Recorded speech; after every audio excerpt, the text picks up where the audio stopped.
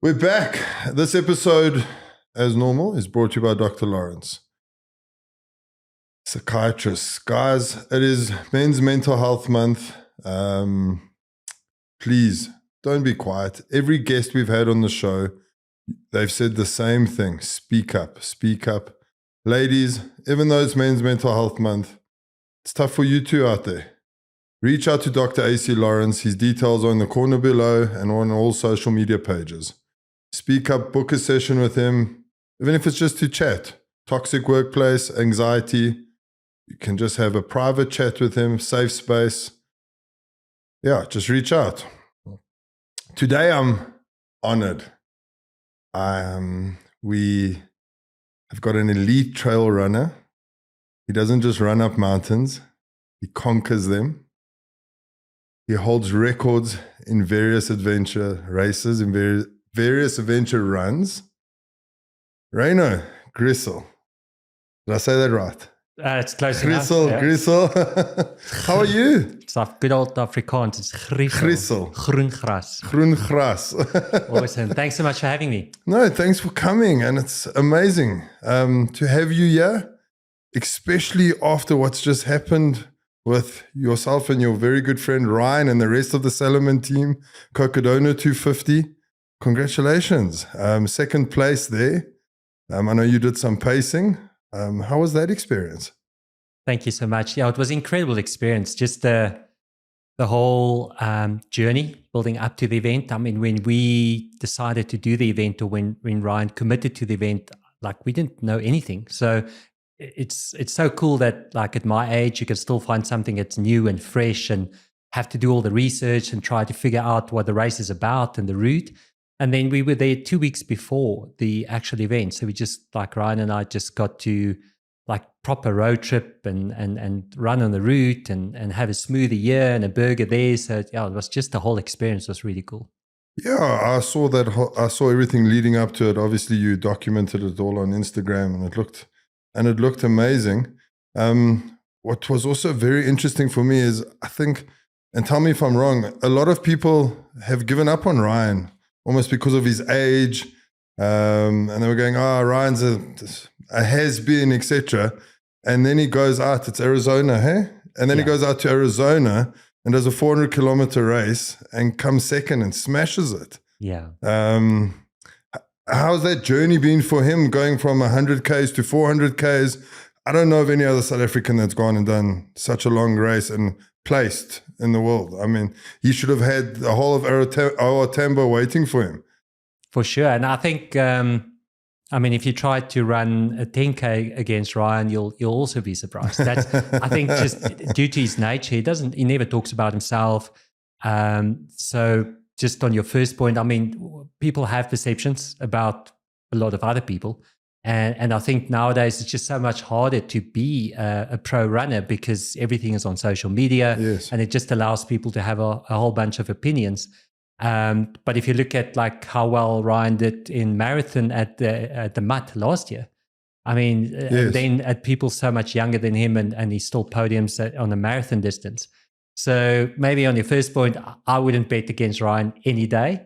And then secondly, I think just from a specific CocaCola point of view, he's been in the game for so long. I mean, he's been a pro runner for 18 years. And to find a race that excites him, a distance that's new, you could really see that it just ignited a fire in him in terms of getting back to that. This is an adventure. The outcome is completely uncertain. And I think also it was kind of an intersection between his racing career and the projects that him and I do together.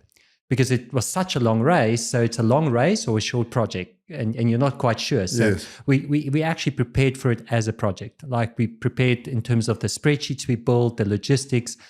So it was a combination of one, just his excitement, and two, it gave us another excuse to do something stupid together. So you and Ryan have got this whole alpha duo relationship going on. Do you guys ever butt heads during your adventures? We have never had a disagreement in any of these adventures. And then to keep in mind, I mean, you're running 24 days nonstop. You sleep maybe 20 minutes a night. The conditions are tough, etc., etc. So there's more than enough opportunity to bump heads. And in sure. all honesty, the reason why we haven't is because he's so chilled. Okay. If you had two of me in the team, we might have bumped heads. Yeah. But I'm like very calculated. Like I plan and try to keep things as like under control as possible. And he's the more adaptable one. So even if I wanted to bump heads, he just doesn't take the bait. And so yeah, really, due to his like laid back personality, we just get along really well.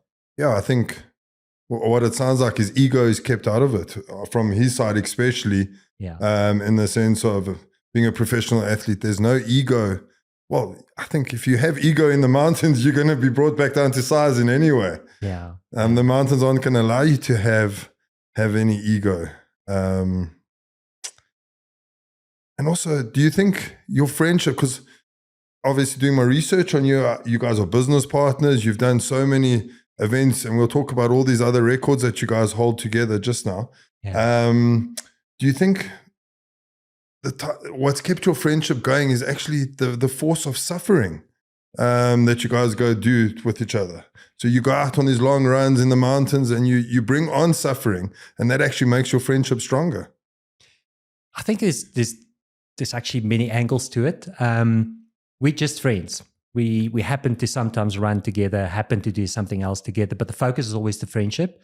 So whether it's 2:00 in the morning being chased by bandits on the side of a cliff in Himalayas, or whether it's being under pressure in Lesotho, we're still friends. So that's always been the one thing we try to protect. And everything else is really just an excuse to do stuff together. So it started like we really trust each other when we started doing some stuff together in the Drakensberg. And then everything else we experienced, I wouldn't really say it enhanced or improved the friendship. The friendship was always the core, but the level of trusting each other's gut. Like there's times where the one would tell the other, like, we're just not doing this. And it's like, well, I can't see what you see, but I trust you 100%. So it's really that level of trust has definitely got deeper, but it's never been about the adventure. It's never been about the record. It's always just we mates, and this is a good thing to do together. And because we're both kind of open for new challenges, we end up doing like quite a bit of stupid things together. Awesome. That's great. So you speak to a lot of elite ultra runners. You go talk to them. They've all got a story. Yeah. They've all got a story why they put themselves through this. I've got one why I run comrades, why I try to run long distances in the mountains. It doesn't always work out for me as well as that was what it does for you. But there's always a story behind them. Some have had cancer and they're cancer free now and they took up running. It seems like ultra runners have always got a story to push them. Do you have a story? Yo, do I have a story? Why do you run? Why run long distances? Why go 60 Ks plus? Why go 40 Ks plus? Whatever it is. Do you want the honest answer? Yes, please. I don't even like running. And it's never been about the running. So if you really want to know what my story is, I guess, like I've got these two almost on the surface, it might look like opposite sides of what I do. So on the one side, it's a sport, and I've been really privileged to do a couple of things. And then the other side is the whole business side. And actually, I don't like business either. And per traditional definition, I'm probably a terrible businessman because money and profits don't excite me at all. So my story is I'm really excited and intrigued by two people or a small group of people coming together in trust, working towards a common goal. And over the years, I've seen that instead of me working on my weaknesses, I actually just focus on my strengths and I partner with somebody that complements my weaknesses. Okay. We trust each other towards a common goal. And then I've seen what you can achieve is pretty amazing. And that's, for me, the whole essence of life. So it's actually pretty simple. Like, people ask, how do you balance sport and business? And for me, it's the same thing because both are just people working together towards a common goal. So my story is just, I've seen over the years that if you really work together and trust each other and complement each other, then what you can achieve is actually endless. And that excites me, because then it's like, what else can we do together? Whether it's business or sport. Sport, yeah. Am I hearing that without the sport, your business would be worthless? Without the business, your sport will be worthless. Like, it almost complements each other, and you've got that the middle way that actually gets you through it. Definitely. And there's a bit of a bigger story behind it, where, like, I always wanted to be a pastor. I have this passion to invest in people. I love just journeying with people, and the sport, the business, or anything else, we just really just an excuse to be part of people's story and be part of people's journey. So my personal story is pretty boring, like, honestly. But the opportunity to use the excuse of sport and business to be part of other people's stories and then achieve stuff, that's really, so I'm just the plus one. I'm the accountant in the background, and through grace, I got some opportunities to be part of some other cool stories. I love that. And on the pastor side of things, all the different guests we've had here on the podcast, the one common thing that does come out is community. Is get involved in a community. You know, if you're feeling down or something, go get involved in a community, give back, or get involved in a running club, whatever it is. What is your feeling on community? I mean, if you wanted to be a pastor, I mean, there's a community right there, a church, that's a community. What is your feeling from that side of things on people getting involved in community for mental health, for just to feel better about themselves? Yeah, I think we were just never designed to operate on our own. And you're always gonna be at 60%, operating at 60% if you try to do it on your own. And then if you find the right people to partner with, you can operate 150%. And that's beautiful. That's absolutely beautiful. And that is through being kind to other people and people showing me grace. I had all these cool opportunities. And the pastor dream came from when you're young. That is, you either work for money or for the church.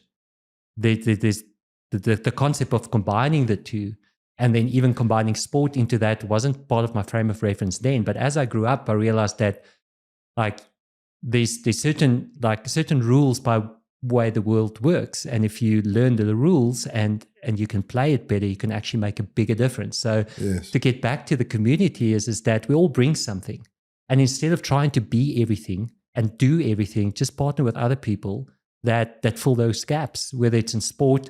I think sport's probably the easiest way to understand it, because you have, for instance, a rugby team, you have different positions. But when it's in business, we all want to be everything, and we want to climb this corporate ladder, as opposed to just saying, like, imagine if you and I brought the best out in each other.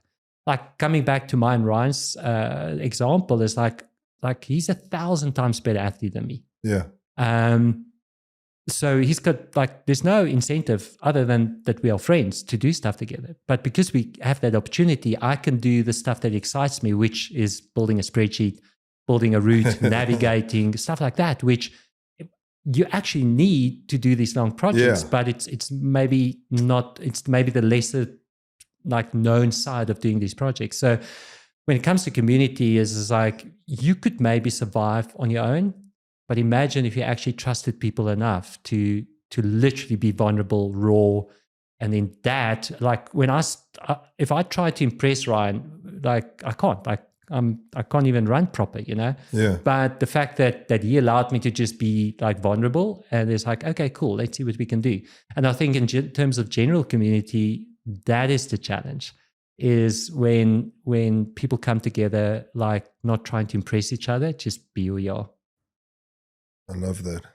It is beautiful, like you say. It is a beautiful thing that people can complement each other.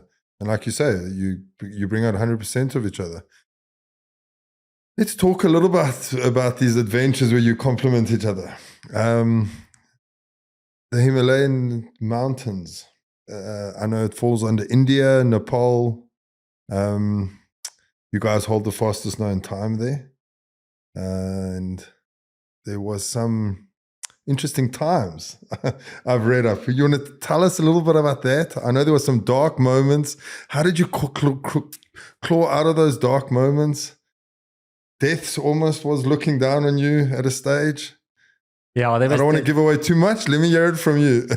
Yeah, I think the biggest variable that you'll always have in mountains is weather.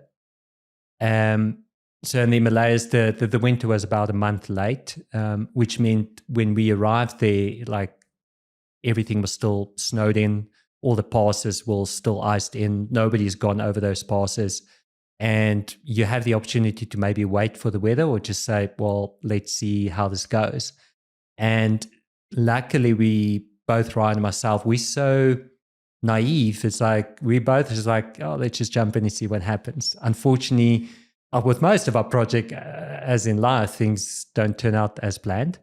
But this one particularly, the weather was just like insane. And I mean, my background is mountaineering. So I train people to work at heights and be in mountaineering environments. And I mean, we make climbing equipment and stuff like ice axes and crampons. That's second nature for me. But for this project, because you've got the running angle, you go as light as possible. Yeah, you don't run with the equipment. We ran in -15, -20 with normal Salomon running shoes and rain pants and maybe a down jacket. Crazy. Like we had a 20-liter pack each for the whole trip.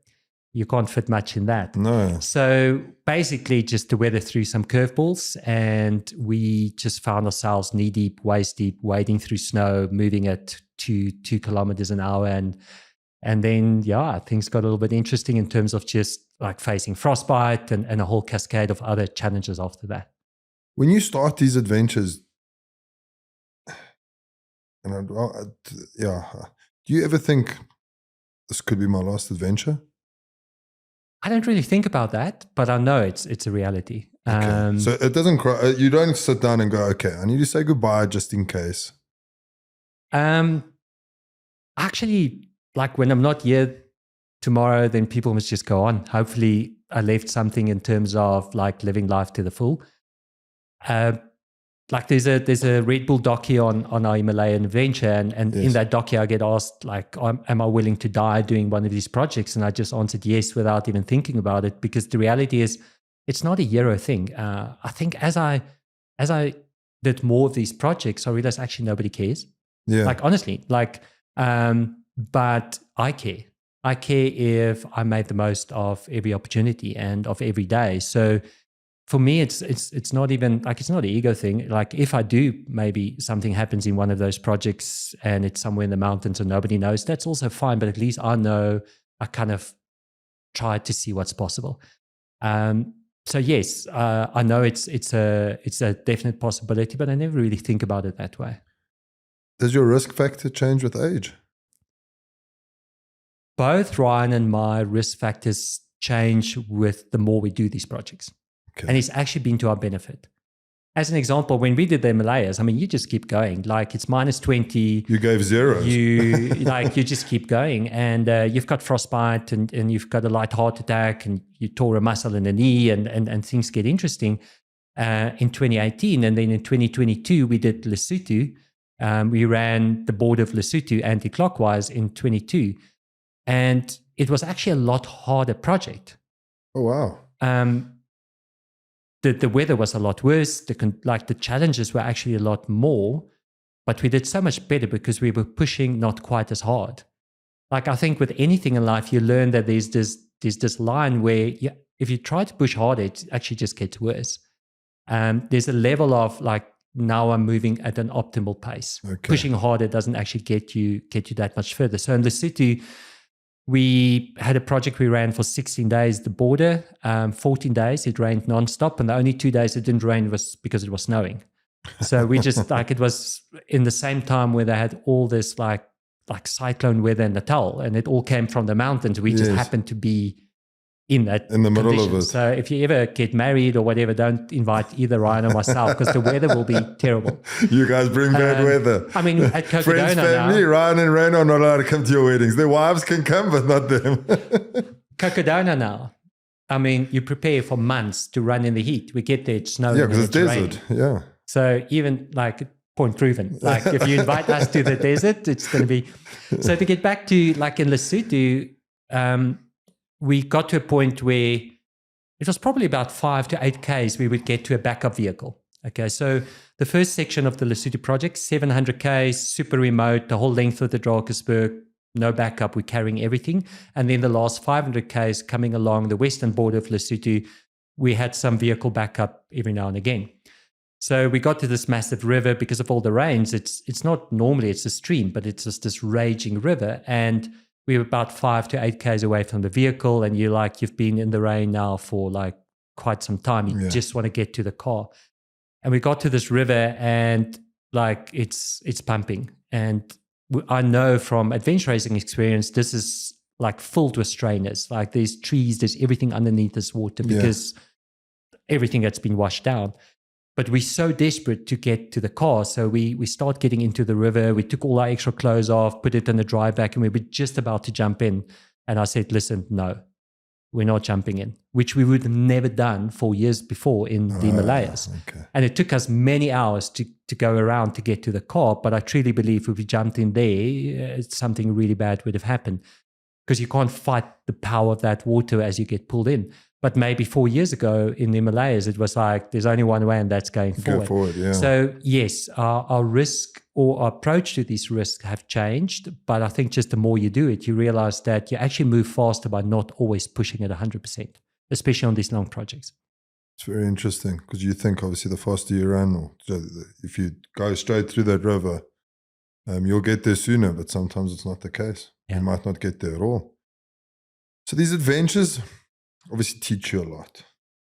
And planning for this podcast, I thought to myself, we can sit here and talk like all your other podcasts that you've been on and interviews. We can talk about the records and everything, but let's talk about life because these adventures teach you a lot about life. Going through these adventures, you suffer. There's a lot of suffering. What has that taught you? How has that helped you in life? I actually think suffering sometimes brings freedom to people. I think the biggest thing I've learned, like maybe just as an intro, yes, there's suffering in these projects, but you choose the suffering. Just remind yourself of that. That is beautiful. Like there's a lot of people in this world that suffer that have no choice over it. So the first thing is just, races are hard and projects are hard, but it's a very privileged suffering.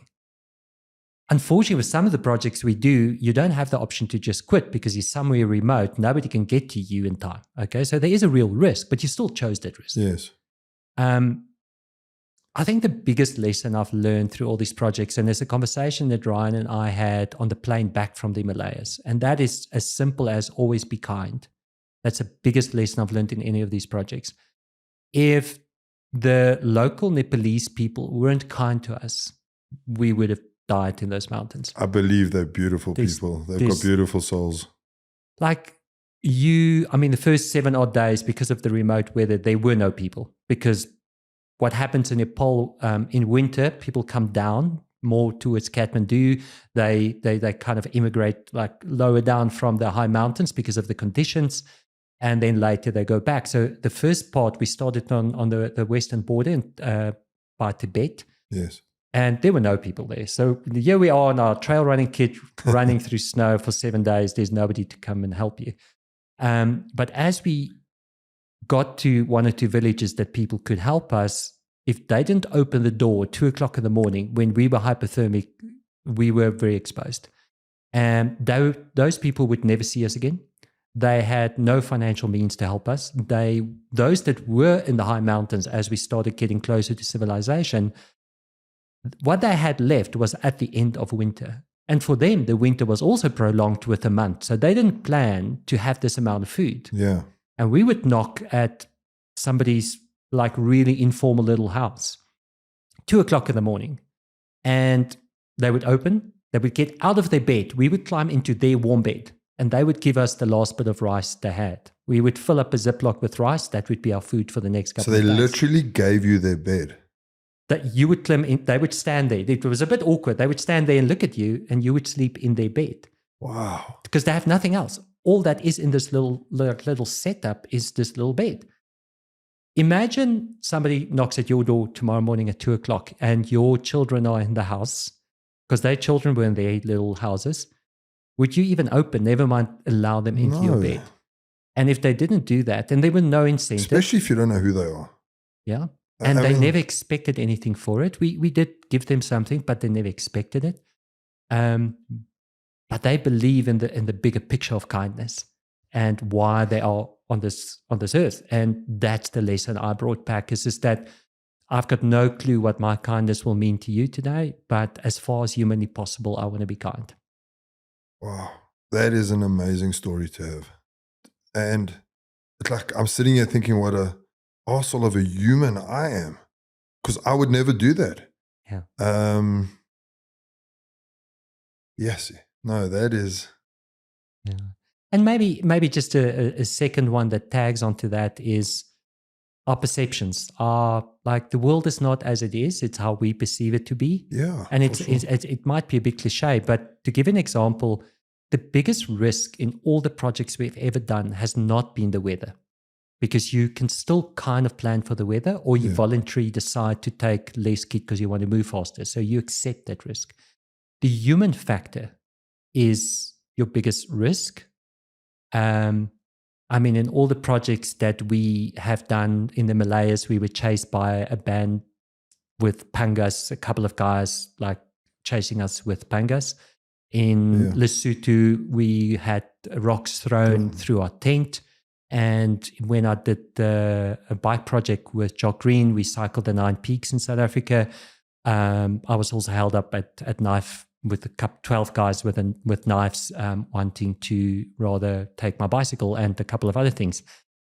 But what I have learned, that most of the time, it is a matter of perception, or a matter of, and it sounds funny, but really just a misunderstanding. Yeah. Like, my perception of a situation causes maybe that. As an example, in Lesotho, we had a situation where we've been wet for like 2 days, and we like hypothermic, and we just like, okay, we're just going to pitch a little tent, and we're just going to get out of the weather for a little bit. And we looked around, there's nobody close by. It was Ryan and myself, and there were 1 or 2 guys on horseback that followed us for that specific section. And it's because they could speak the local language to help us with the wild dogs in the southern Berg. Okay.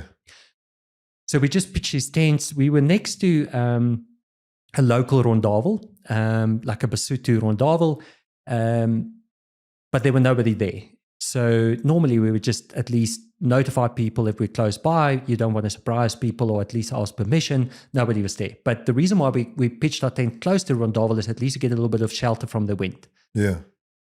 We were just in our little sleeping bags in this tent, and next moment we had these rocks thrown through our tent with the intention to kill us. Wow. And we jumped out, we had to defend ourselves, and there was a whole misunderstanding. The next day, those same people led us to the next point. They guided us, because the reason for the first attack was they are responsible for looking after like a couple of goats or sheep or whatever it might be. Yes. And for every month that there's not a sheep going missing, they get one to keep to eat. And for every month that anything goes wrong, they get nothing to eat. So when they saw somebody that they didn't expect, they just assumed thought you were a that threat. we were there to steal, because there has been a lot of like theft of the animals they were looking after. Yeah. So the immediate perception was, we're a threat. And maybe if I get home tonight, somebody's camping in my yard, I might feel the same. Of course. I mean, I believe that most people have good intentions, and a lot can be solved by just listening to each other's perceptions. And that I've also learned that most of the dangerous situations I was in was purely because of misunderstandings. So if we can be kind and we can just actually listen to each other, then we can actually solve a lot more. I was going to say that exactly. We don't want to listen to each other. We listen to ourselves. We block off from whatever. During the anger period, we don't listen, and it just causes more chaos. And this world we wouldn't have World War III almost, what's going on now in the world. Yeah. With regards to nature, do you think nature teaches you more than what a book could, or a therapist? I don't know if you've ever had therapy. I'm sure you know a little bit about therapists. But what do you think? Do you think nature teaches you more? It sounds like it does. I do believe nature teaches us a lot. But I think my motivation for that might be a bit different than other people. So we learn a lot in nature. Not so much because of nature, definitely as well, but because we get away from all the other noise. So I climbed to the summit of a mountain, not to necessarily get closer to the heavens, but to get away from all the social media and the noise and everything else that confuses us. I've got nothing against social media. I'm maybe a bit old for it, but it's more case of if we can actually, yes, nature teaches us a lot. But being in nature, it's a lot quieter. So we're away from everything else and everybody else's opinions. So you can have the same teaching that you would have in nature by just spending some quiet time in the morning. You don't have to go in nature. But by having the privilege to be quiet in nature is obviously like it's the biggest gift. But yes, nature teaches us because we're away from the noise, not so much that we're hiding in nature. Other than that, just experiencing God's creation in terms of nature, what a blessing. So if I can choose, I'm going to be there. I love that. You flirted with death a few times, I'm sure. Does that take away the fear? I don't think I've ever had fear of dying. So it's kind of a weird. I've had a massive fear from my youngest memories that I would look back one day and realizing, but I didn't make the most of this opportunity. That's a real fear for me. But I've never actually thought of, am I going to be here tomorrow or not? When did all this wisdom come to Ryno? I don't know. I mean, a big part is my parents. Both my parents have lived lives where they just made the most of everything. My parents, I've grown up, my dad's got an audit firm, so I've grown up with witnessing how much hard work it is to build your own business. But both my parents have always been into the outdoors and hiking and 4x4 trips, etc. So I've grown up with a very good example of what it is to make the most of every single opportunity. I mean, from high school days, I woke up 3 o'clock every single morning because I wanted to do everything. I wanted to be the best in like academic performance. I was on stage. I mean, a big part of what very few people know is that I spend more time on stage than I ever did in sport. Like, I can't sing, but everything else on stage. And then obviously the sports side. And it was never about the sport or the academics. It's just, if you have an opportunity, you make the absolute most of it. And I was so like, I wanted to try everything. My poor parents were driving me to every single sport opportunity, every whatever school could offer. So I think the example of my parents, and then my mom would wake me up at 3 o'clock every morning, but then she would also be awake and she would then also do what she needs to start her day with. And that's just gone through my whole life. It's like, maybe I've never been great at sleeping enough, but it's also given me the opportunity to do quite a bit. Yeah, it doesn't sound like you, as Matthew McConaughey would say, you half-ass at anything. It's either everything or nothing. Yeah, I think like everything is like, there's so much grace in our lives. We get so many opportunities and I just don't want to miss it. Let's talk about your daily routine, because you come across as a mentally sharp person. And I don't just want to talk on the athlete side of things, but as a business leader, as a husband, like how do you stay mentally sharp through all of these things? I think maybe let's start with the husband one. I can take no credit because I've got the most patient and most supporting wife in the world. Her name is Angela. We need to introduce her to Samantha, please. So Samantha can also allow me to go run for 5 days or 10 days in the mountains. Yeah, so I've just been really blessed to have somebody that shares my passion and supports me in that. I've obviously had to learn a lot of lessons in life with that, is that I want to also have boundaries and not always just be in the mountains, because because I really want to be the best possible. And that's why she allows it, because you understand that. Yeah. And I just love spending time with her. Yeah. Like our favorite activity is telling people we go away for the weekend so we can just be at home together, like that nobody bothers us. It's just nice to find somebody that you enjoy spending time with. So on the husband side, I can't take any credit.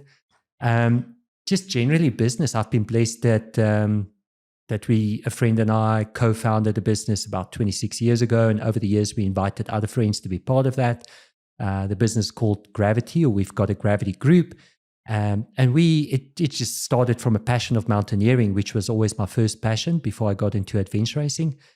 And we just teach people how to climb safely with its structures. Like we started with MTN back in the day. The business started in 1999. And through that, we just build a business that does everything with regards to keeping people safe when they work at height, all the equipment, all the solutions, everything. But even there, just really investing in and be vulnerable with people around me. Like we've been really blessed to build that into a business that's represented globally significantly, but it's still just a core amount of people working together and wanting the best for each other. And having that support and also trying to be that support to my best friends, really. People say don't do business with friends. I cannot imagine doing business any other way. Like, why would you do business with not someone friends? You don't know, with someone you can't trust?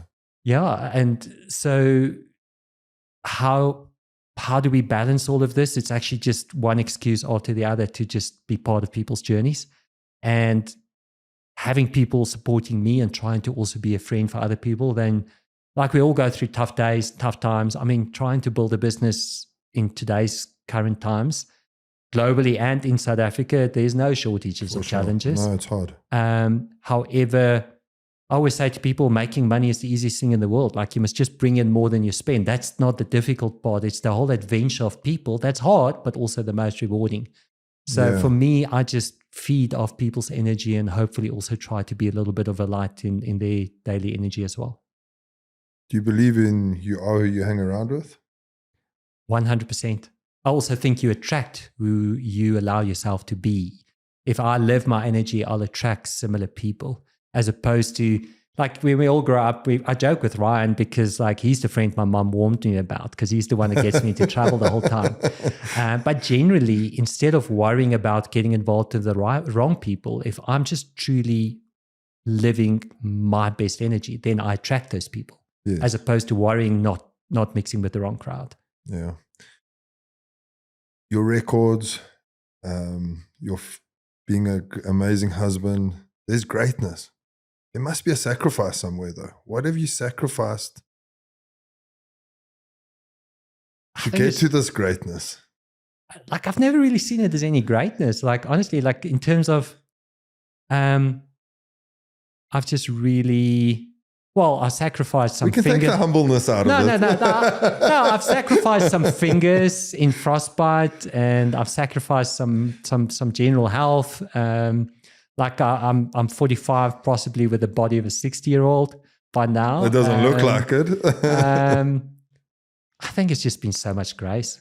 Like, really, like, I haven't deserved anything. I've always tried my best. And I think it's also how you look at it. Like, I always tell people, like, I'm really good at failing. Like, there hasn't been any project that's worked out like we planned. Like, after day one, the whole plan is out of it. Like, we just keep failing further and maybe longer every time. But in business as well, like, the ability to pick yourself up on a daily basis, that's where the endurance comes in. Not to keep going and you never fail. Like, in business, like, I've suffered in business way more than I've ever suffered in any of these projects. Have you ever thought, during suffering in business, I've gotten through this adventure where I suffered more in the Drakensberg or in the Himalayas, I can get through this? I think it's the other way around. Like, I don't have, like, maybe 2% of my day is spent training and sport. Like, the rest is all just life and everything that goes with life, that. Yeah. And then you do these projects and you suffer. You chose the suffering, but it's still hard. And then you remind yourself, one, you chose this. And secondly, you only have one thing to do today. Like, imagine you wake up, all you have to do is keep running. How hard can that be? Like, you don't have all these other things to balance. So it's a matter of perception. You have this privilege to focus on one thing. And so the mental the mental strain is actually a lot less. What gets tricky with these long projects is if you don't sleep for 2-3 weeks, like you start seeing and making friends with things and people that doesn't exist. But there's actually a lot less mental strain in these projects because you get to focus on one thing. Where in life, you obviously have a lot more balls up in the air. So when I'm in a project, I remind myself, like, I've been training for this my whole life, because every day you wake up and you try to balance it. So when you then used to balancing 10 things in a project, you only focus on one thing. So surely it can't be that hard. You've obviously got a successful business, as you've said.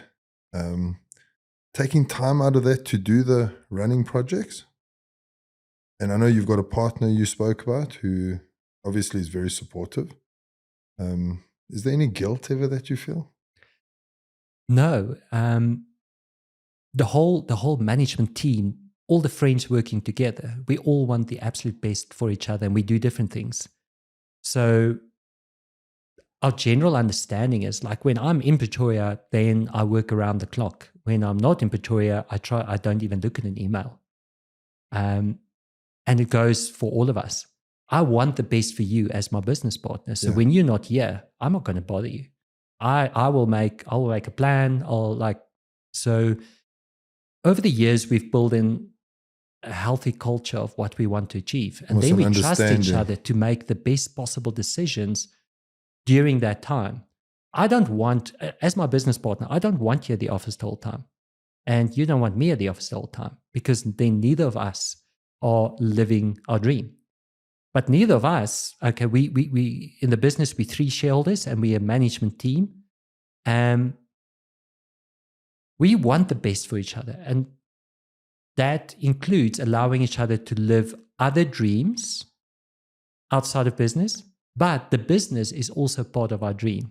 Yes. I enjoy business as much as I enjoy the projects. I suffer in business as much as I suffer in the projects. But it's all part of more a bigger picture, holistic life. So it's boundaries you spoke about again. Yeah. I love it when any of our staff members go away and go do something that they enjoy. I want to be there so that they can do what they do. And they also then allow me the same opportunities. So our business it's a hard business, and we work hard, and we've been blessed with growth, but we also want the best for each other. And that includes allowing each other to do things outside business as well. You as a business owner with your staff, and I'm not too sure how many staff you have under you, do you not force, maybe that's the wrong word, do you promote activity, training, gym, running? And I'll tell you why I ask. I go to a CrossFit gym for strength training, and you've got a booking system. And every time you go book, it obviously brings up all the names of the people that booked. And I noticed there were a few names of people with a surname Fourways. And I was like, who's got a surname of Fourways? And I asked the owner one day at the CrossFit gym, I'm like, his name's Hannes. I'm like, Hannes, is this their surname? Are they all brothers and sisters? And he's like, no, the boss of this company lets them go, leave at 3 as long as they do a CrossFit session on that day. Awesome. And he pays for their sessions, and they're allowed to leave work at 3. They can go to the 6 o'clock CrossFit class, but they can leave at 3 as long as they can show that they've done a session that day. And I thought, wow, if only like corporates could think that way. With you saying now you love it when people go do things outside the workplace. I think it's needed mentally also. Yeah. So not so much naturally, the business was built on people that loved mountaineering. And then as you grow, you obviously get more specialist people in for different positions. So we're not all living in the mountains together, but Yes. the type of culture attract active people. So they by default do things active outside the business. They don't need to be pushed. and we have a fairly big staff complement in and outside South Africa. But I think the bigger thing for us is simple things like we don't celebrate overtime. I don't want you to work overtime. We don't impress each other by working overtime. We should plan and execute effectively enough that you can get back to your family, you can get back to your passions. So the first step is I want you to spend time with your family and not just at work. But I also understand for you to be the best possible dad, you also need to do what excites you, which is sport. Now, to make space for all of Makes that, sense. we've got to build a business that allows life outside business. So I'm not really focused on office hours. I'm not focused on, or for us as a management team, we're not focused on trying to impress each other at work. We are, we want to have holistic lives that you can be excited about everything. I want you to be equally excited about business than about everything else. Having grown up in a corporate environment and seeing like how much it takes to build a business, I really want to allow people to do that, but also do the other things, whether it's sport or whether it's whatever else other people enjoy. The bigger picture is because of our Christian principles, our business is built as a way of building into people's lives. So that means that doesn't mean we're less profitable. It doesn't mean we're less focused on business principles. It is just a starting point. So we remind each other to have a profitable business and have a world-class, excellent business is the bare minimum. That's where we start. That's not our goal. If your goal in business is to make money, then it's actually like it could be a shallow business. But if that's our starting point, so that we can do all these other things and make a difference in other people's lives, it changes the culture. So that culture of we here so that we can make a difference.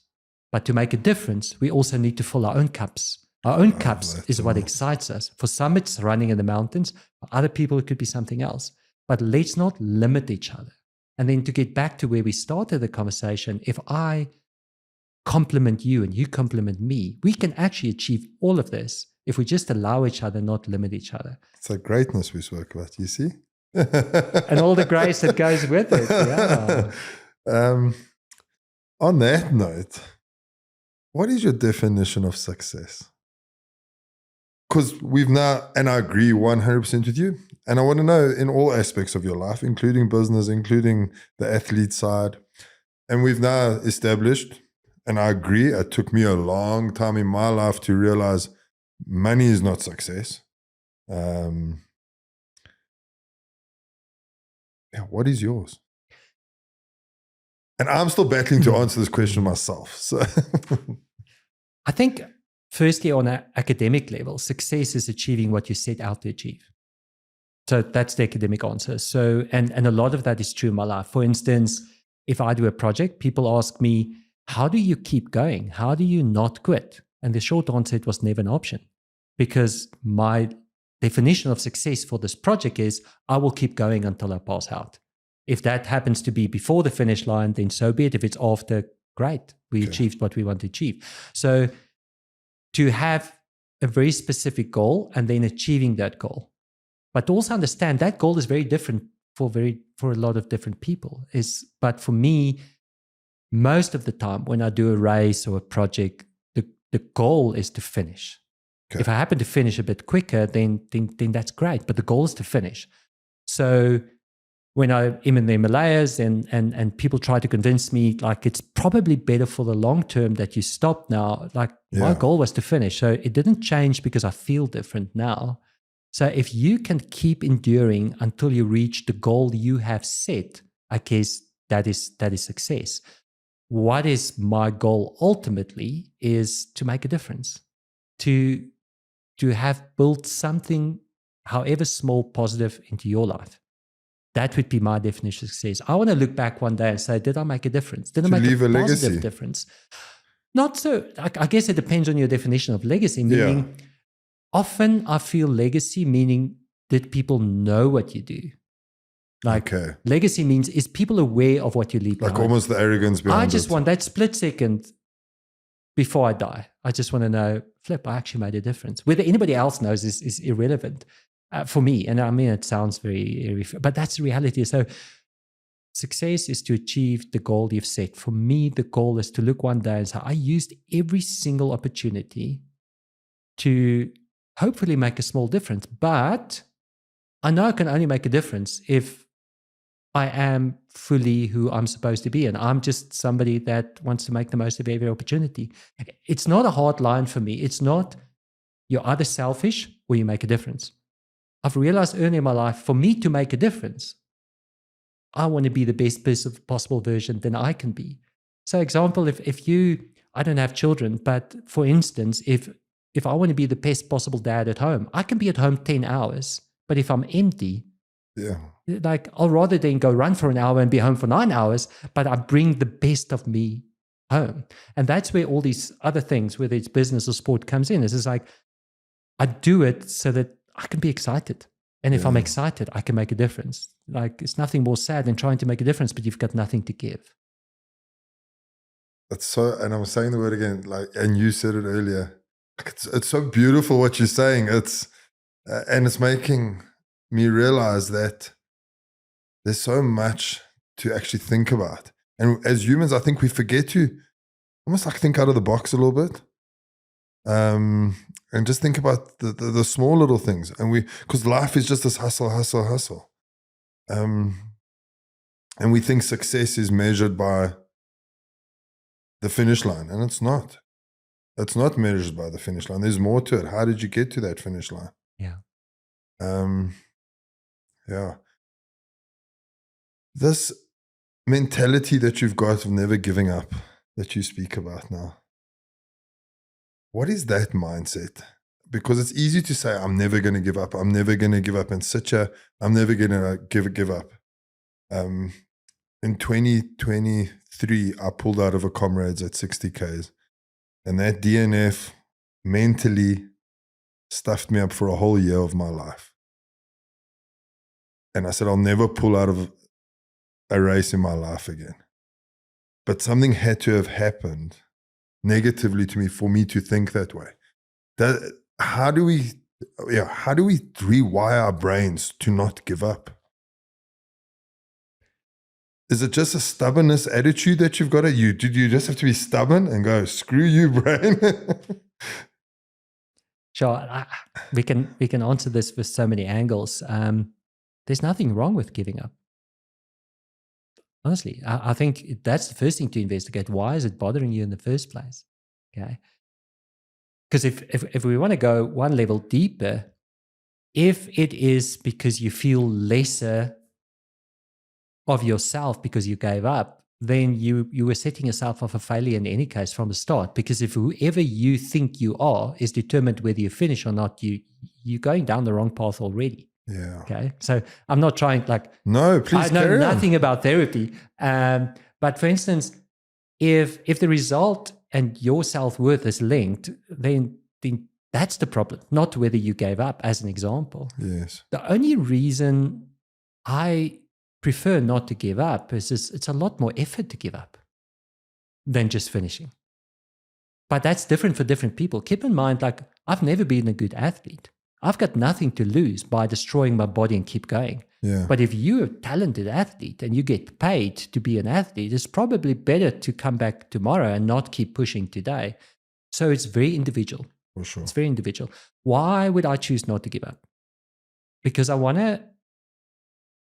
why do I do these projects in the first place? Because I'm curious to see what's possible. Okay. Is this possible? Is it possible to run the full length of the Himalayan mountain range in trail running gear with a best mate? Is it possible? I don't know. Let's see. The first step is set yourself up for success. Yeah. The biggest challenge with anything we do that is linked to endurance is the mental side. We know that.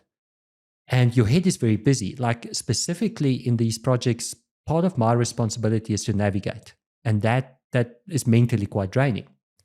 If I had to add to that the question of whether I'm going ahead or not the whole time, I can't use all my mental energy to navigate because I'm still fighting. You can't doubt yourself. Like if you allow yourself to think, am I allowed to give up? That in itself is super draining. If you just decide at the start point, I'm going to run until I fall over, or giving up is not an option, then it's one thing you don't have to think about. So it sounds very Euro. It's actually as simple as a spreadsheet of, okay, that's one thing I don't have to worry about, box ticked. I'm not allowed to give up, so it doesn't even help thinking about it. So it's not so much as endurance or the ability to keep going. I'm just too lazy to think about it again until the end. So it's not an option to give up. So don't think about it. Put your energy into something else. If it happens to be to your detriment, then so be it. Maybe I want to take a different approach with the next project. But for this project, I'm not allowed to change my goal. My goal is keep going until the end or until something else happens, but giving up is not an option. So now it's just like, it's like having emotional baggage. Like we walk around with so much stuff in our head in the day, it actually just keeps you back. It's one thing I'm taking out of the equation, so I have less to worry about. It's more effort to give up than to keep going. Yeah, I love that. And you were right by the beginning. If the two are linked, there's definitely a problem somewhere. Like I think we take these things way too seriously. Yeah. And I had to learn the hard way. And we're too hard on ourselves, actually. Yeah, I was like, why? Like, you've got one life. Why don't you just have fun and take people along for the ride? And then creating all these barriers and baggage, and like, it's just not worth it. It's just like, it just spoils the fun. Life could actually be simple, but we make it very complicated. Yeah, and confusing. Yeah. Before we end off, and we're looking at time, and I know you don't do this. Well, you do this to make a difference. All your journeys, all your adventures and everything now are documented, etc. If there's one thing from all of these things that you hope people take when they watch the Red Bull documentaries, etc., people take from your journey, your suffering, your pain through these adventures, what is that one thing that you hope people will take from it? And I know there's many things, but there must be something that you think, I hope people take X, Y, and Z. I think, obviously, we spoke about the kindness,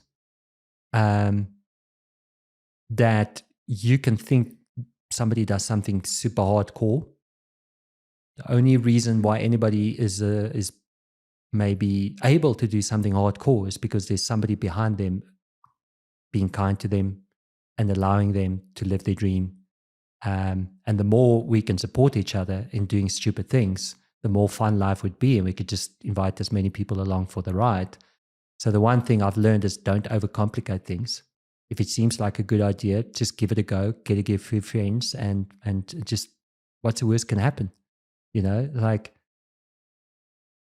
I think just put down your baggage and don't limit yourself. Invite friends that you trust and see what's possible. I love that. And I wanted to end the podcast with that, but I just remembered a question I need to ask you.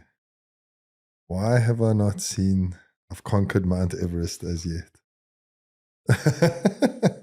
And I know there's a huge risk factor there. Yeah. I've got a massive passion and love for the Himalayas. And I've climbed in the Himalayas since basically just after school as a student. That's where I met people that did adventure racing for the first time, that got me into my next season of my life. I think there's many reasons. There's so many other beautiful mountains in the world that's maybe less commercial. Okay. And I've been privileged to be in some other mountains. But if the opportunity arises tomorrow, I will grab it. Have you been to base camp? I have been to base camp, and I've climbed some peaks around there. And I do go back quite often. And I've got nothing against or for Everest, but it is quite a financial investment.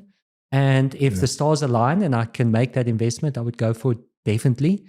But I think there as well as I don't see it as, like, there's this saying, on a good day, in a good weather day, any fool can get up Everest. And not to make Everest small. I mean, it's an incredible challenge. Yes. What I'm just saying is like, when I spend time in mountains, I try not to see it as a challenge, but as grace and opportunity. You can't conquer a mountain. I know you tongue in the cheek mentioned it at the beginning, but really, for me, being in mountains, it's just spending time in God's creation and experiencing Him in those mountains. If it aligns that I get to do that in Everest, great. But at the financial investment of Everest, I could actually probably do quite a few other adventures for the same amount. And that's always just been the calculation. But if you know of a sponsor that could help us, we can maybe go together. If there's anyone that wants to, sorry, I just heard the end of that part. I still want to get to Kili. Yeah, sponsors out there, Ryno wants to go to Everest. Just on the poll again, sorry, it's all these things, and we actually need more than an hour. But have you made any long-term friends? I've heard of people that go to base camp and the Sherpas, they become friends with these Sherpas. It is a Sherpa, am I saying it right? Yes. They become best friends with these Sherpas and they talk to them all the time. And these Sherpas are part of their journey in life, actually. The Nepalese people are like salt of the earth, and I've made some really good friends. And I always go to the same people when I go to Nepal. And Nepal, out of interest, like I took my mom at 76. My mom has actually been to Nepal way more than I've been, like without me. So I've had the privilege to take my mom, my wife, and one of my mom's friends. So it was just me and the three ladies end of last year. And we did some mountain passes there. My mom and I have gone on our own there. And then I've done some more challenges in Nepal. So like just spending time in the mountains. Sometimes it's to maybe do it at a fast time or climb a specific peak. And other times it's just to experience the mountains together. So you've got this combination of taking your people to meet those awesome people and spend time together in the mountains. And I think also the more I've done that, the less I'm almost motivated to do challenges in Nepal. It almost seems counterintuitive. Like it's for me, it's almost more special, yes, to climb big mountains, but allow time to enjoy it as well, or at least take it in. So those people are awesome. I've made some really good friends. I always go back there's a company there called Himalayan Trails. They always assist me, go to the same place, stay with the same people. And then the coolest thing is then to take my people to go meet those people. And that's beautiful. Yeah, because you can't explain to someone, actually. Well, you try to, but you'd never feel like you try and explain to me, I'm not registering actually what it is until you actually meet those people. Oh, that's awesome. Ryno, thank you for your time. Thank you for coming. Thanks so much for having me. You are making a difference. Let me tell you that. Thank you. We started speaking a while ago about when I want to do 9 peaks. And I followed your journey and everything. And you've made a difference to me. You're an inspiration. Ryan's an inspiration. Your guys' adventures are an inspiration. I know of a lot of other people that follow you guys with your adventures. What is next before we say goodbye?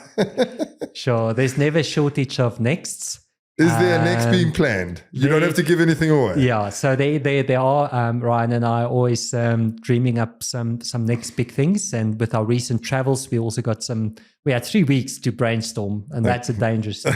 To keep you guys alone together. Watch the space. There are some local and outside of South Africa dreams that we're busy working on, and we should be able to talk about it soon. Awesome. I can't wait, and good luck. And thank you. Keep doing what you're doing. Awesome. You too, the great work that you guys do. Thank you. I found such inspiration from other episodes of this podcast that I've watched over the last couple of weeks. So thanks so much for all the great work and having me, and please keep up the great work. Thank you very much.